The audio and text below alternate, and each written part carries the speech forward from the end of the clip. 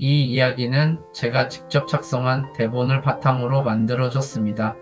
한 시대를 노래한 사람의 삶을 음악과 함께 담은 오디오북 다큐 시리즈 트로트 인생 다큐입니다. 조명이 꺼진 무대 위 한 남자가 천천히 걸어 나옵니다.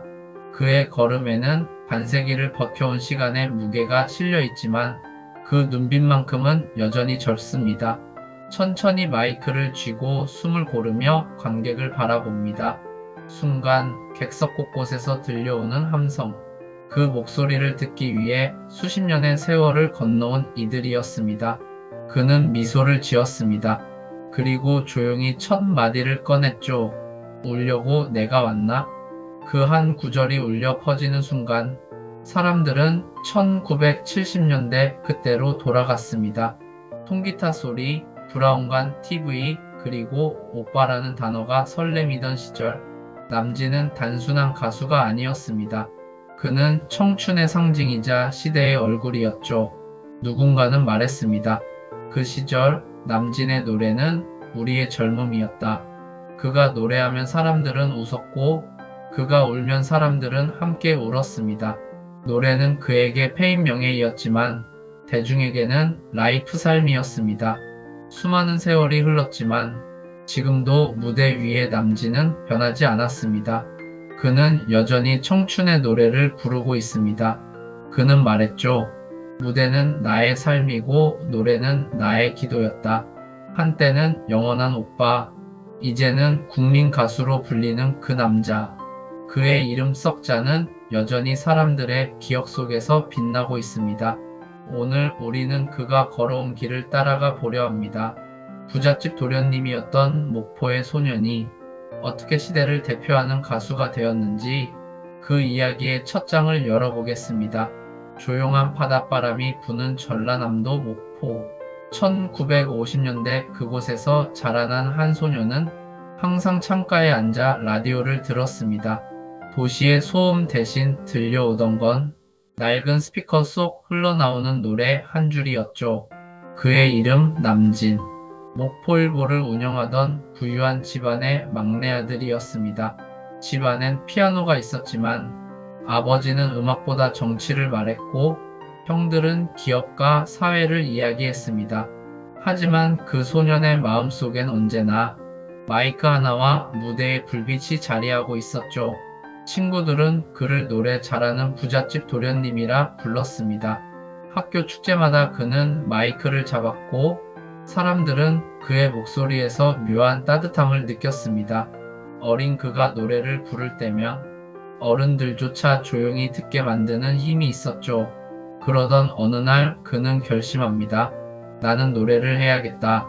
아무리 반대해도 나는 무대에 서야 한다. 부모의 반대는 거셌습니다. 노래로 밥을 먹겠다고? 우리 집 체면은 어쩌려고? 하지만 그는 이미 마음을 정했습니다. 그에게 음악은 단순한 직업이 아니라 세상을 향한 첫 번째 인사였으니까요. 20살 무렵 그는 서울로 올라옵니다. 그곳엔 새로운 세상, 새로운 공기가 있었습니다.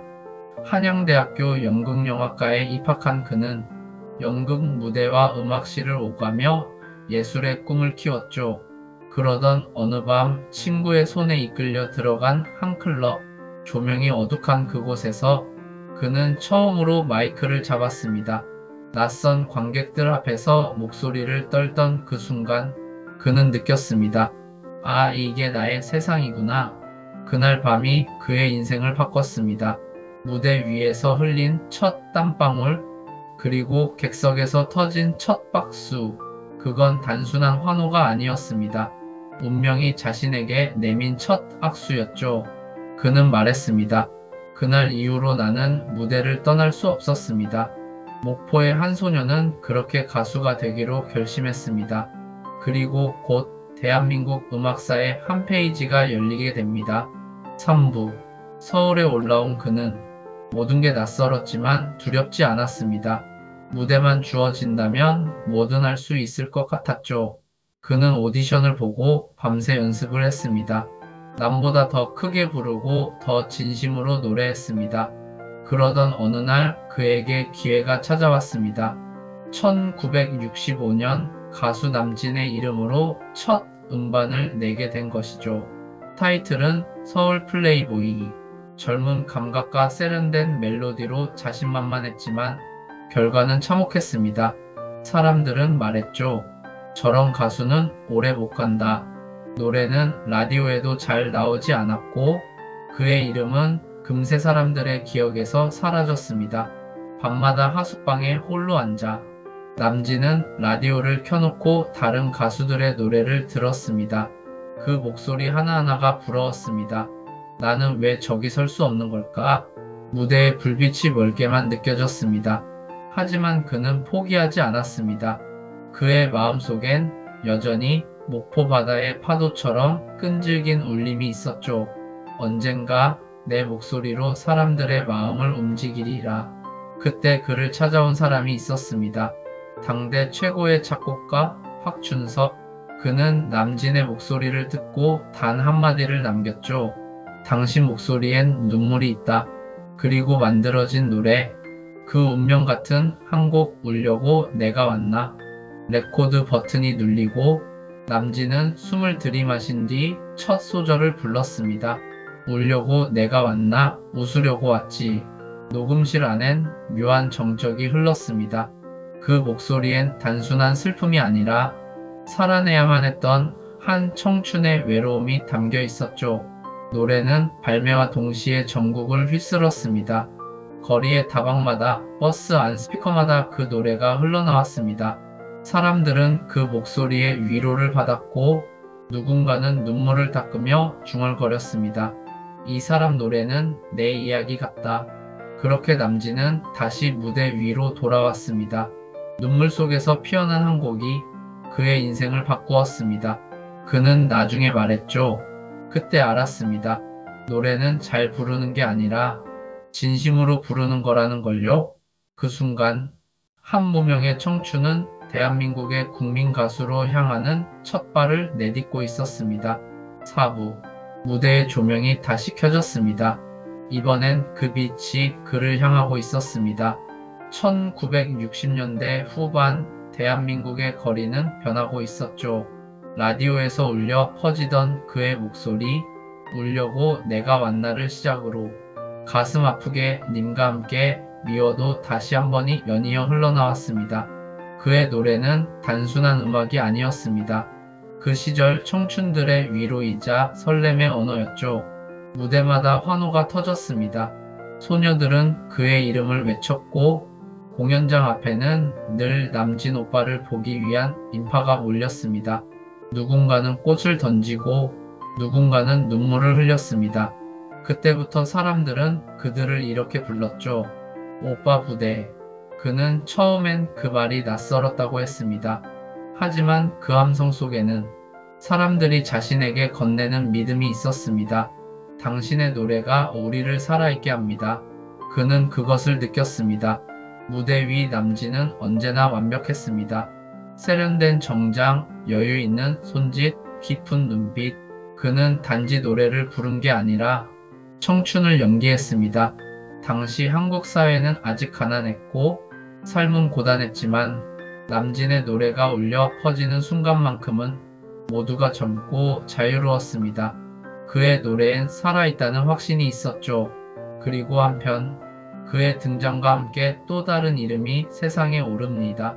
바로 나훈아. 언론은 둘을 가리켜 영남엔 나훈아, 호남엔 남진. 두 사람의 무대는 늘 비교되었고 그 긴장감은 마치 한 편의 드라마 같았습니다. 그러나 남진은 이렇게 말했습니다. 그 친구가 있었기에 나는 더 열심히 노래했습니다. 경쟁은 적대가 아니라 성장의 불씨가 되었죠. 남진의 목소리는 더 단단해졌고 노래는 더 깊어졌습니다. 그의 무대는 점점 완성형으로 변했습니다. 1970년대 초 그는 MBC 10대 가수왕을 3년 연속으로 수상하며 당대 최고 스타의 자리에 올랐습니다. 무대마다 수천 명의 관객이 모였고 그 함성은 서울의 밤하늘을 흔들었습니다. 그는 그때를 이렇게 회상했습니다. 무대에 서면 세상이 내 노래를 듣는 것 같았어요. 하지만 그 박수 소리 뒤에 숨어있던 고독도 컸죠. 빛이 강할수록 그림자는 짙어집니다. 그의 인생도 곧 또 다른 시련을 맞이하게 되죠. 오후, 무대의 불빛이 가장 찬란했던 그 시절, 남진은 대한민국이 가장 사랑한 가수였습니다. 어디서나 그의 노래가 흘러나왔고, 공연장은 늘 사람들로 가득했습니다. 그러나 화려한 조명 뒤에는 말하지 못한 외로움이 자리하고 있었습니다. 인기의 정점에 오를수록 그를 향한 시선은 더욱 차가워졌습니다. 누군가는 그를 부러워했고 누군가는 이유 없이 비난했습니다. 그저 노래가 좋아 무대에 섰을 뿐이었는데 어느 순간 그는 대중의 소유물이 되어 있었습니다. 그 무렵 그는 같은 시대의 스타 윤복희와 결혼합니다. 화려한 무대 위에서 만난 두 사람의 사랑은 언론의 스포트라이트를 한몸에 받았죠. 그러나 그 빛은 오래가지 못했습니다. 세상의 관심이 사랑을 무겁게 짓눌렀습니다. 결국 짧은 결혼 생활은 이별로 끝났고 그는 다시 홀로 무대에 서야 했습니다. 그 시절을 떠올리며 그는 말했습니다. 사람들은 나를 화려하다고 했지만 내겐 외로운 뿐이었어요. 그에게 노래는 다시 피난처가 되었습니다. 사람들은 그를 오해했지만 그는 여전히 노래로 진심을 전했습니다. 언젠가 세월이 흐르면 사람들이 내 노래 속 진심을 알아주겠지. 1970년대 중반 방송 출연 제한과 병역 논란 등 그를 흔드는 일들이 잇따랐습니다. 기나긴 침묵의 시간 속에서도 그는 노래를 버리지 않았습니다. 무대가 사라진 밤, 그는 혼자 기타를 들고 노래했습니다. 조명이 없는 작은 방 안에서도 그의 목소리는 여전히 따뜻했습니다. 시간이 흘러 사람들은 다시 그의 노래를 찾기 시작했습니다. 가슴 아프게가 라디오에서 다시 흘러나오던 날, 그는 조용히 눈을 감았습니다.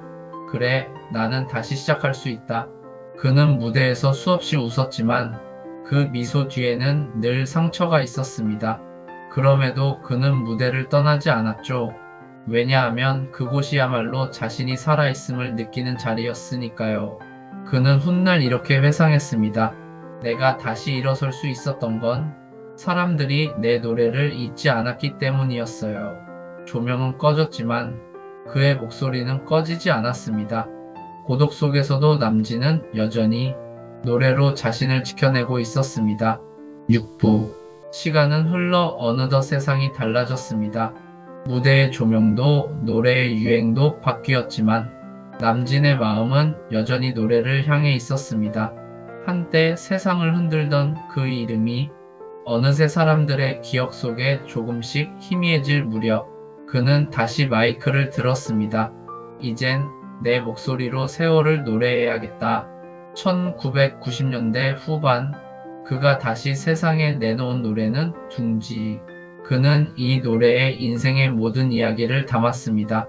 사랑도 이별도 세월도 모두가 다시 돌아오는 곳 둥지라는 이름으로 사랑도 인생도 결국은 둥지로 돌아간다. 그는 그렇게 노래했습니다. 그의 목소리는 젊은 시절보다 조금 낮고 조금 느려졌지만 훨씬 더 따뜻했습니다.